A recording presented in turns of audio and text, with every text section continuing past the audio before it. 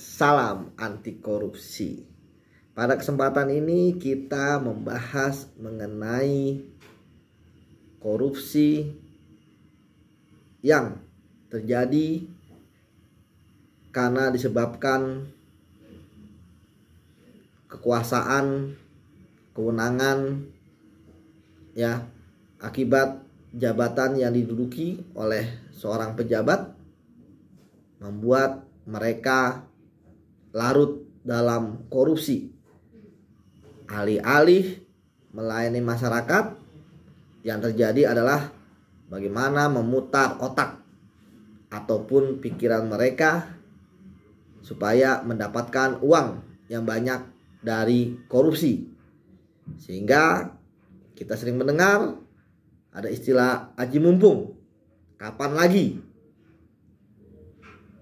Mumpung masih menjabat. Memang kalau sudah tidak menjabat, siapa yang ngasih duit? Ya. Nah, dari sini kita belajar bahwa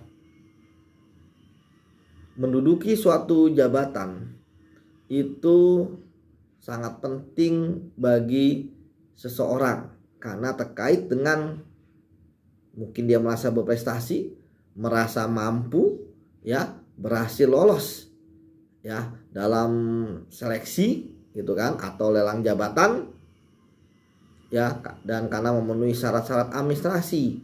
Itu yang saya bilang bahwa ya korupsi kan dilakukan oleh orang-orang pintar, karena untuk menduduki jabatan tersebut kan ada kualifikasi, ya, entah itu S1, S2, ya, apalagi ada syarat-syarat spesialisasi gitu. Itu sangat disayangkan akhirnya mereka korupsi. Namun ya kembali lagi, itu tergantung dari integritas orang, ya, tergantung dari sistem, tergantung dari penegakan hukum, tergantung dari pengawasan. Secara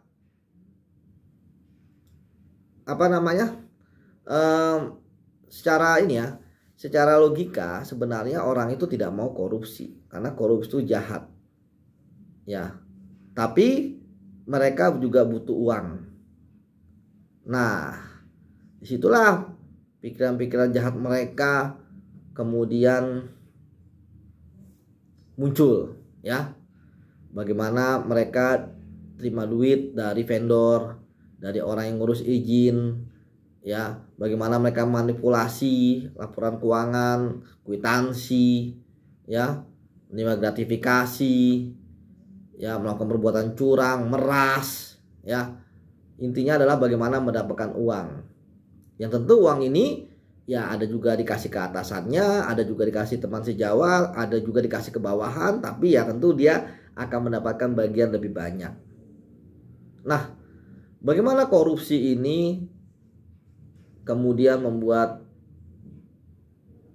orang yang duduk pada jabatan tersebut kaya, ya, yaitu karena para pejabat tersebut mengumpulkan uang sebanyak-banyaknya, ya, entah itu dalam bentuk tunai, ya, atau ditransfer, atau dijadikan aset dan sebagainya. Itu yang kita sayangkan, bahwa ya sebenarnya pengalaman saya ketika menyidik kasus korupsi, ya, itu ya kan saya biasanya ada pertanyaan-pertanyaan tentang latar belakang pendidikan, pengalaman, udah mumpuni lah para pelaku tidak pidana korupsi ini.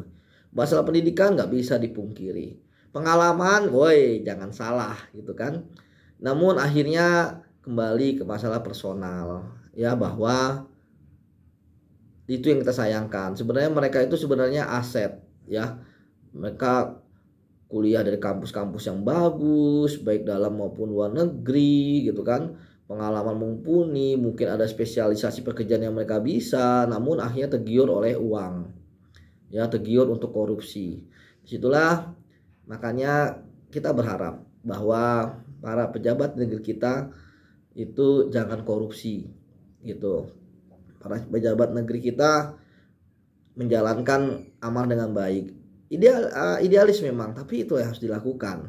Oleh karena itu, stop korupsi.